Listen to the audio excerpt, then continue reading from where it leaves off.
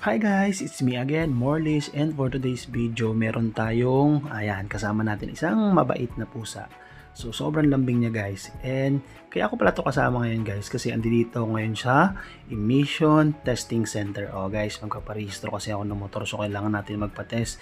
So, ayan guys, nakita nyo, nakapila tayo dito. At nakita ko tong pusa na to. Alam mo naman, dahil may tayo sa hayop, sa mga pusa, ayan, tonto ako sa kanya. Kaya dito guys, nakita ko, may mga pagkain dyan. So, ibig sabihin guys, meron talaga nag-aalaga sa kanya. Kasi sobrang linis niya eh.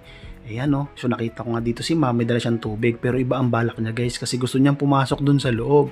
So, bumaba siya, nung pinapakain naman siya ni ma'am, is ayaw niyang kumain.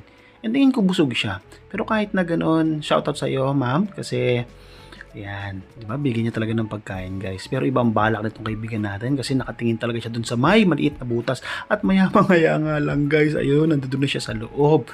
Ayan.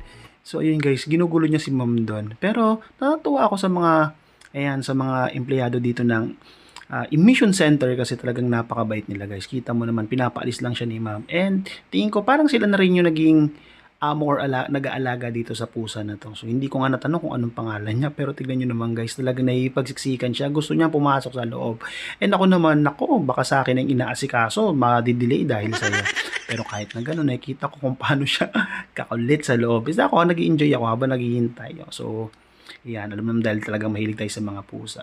So, ayun nga, maya-maya nga, dito siya sa labas. So, tinawag ko siya, sabi ko, halika muna dito, Ming, kasi baka mamaya ma-delay yung ng ating emission. So, halika dito, Ming. Yan. So, sobrang bait niya, guys. And salamat sa buong team ng Emission Center dito sa LTO Parañaque. Mabuhay po kayo.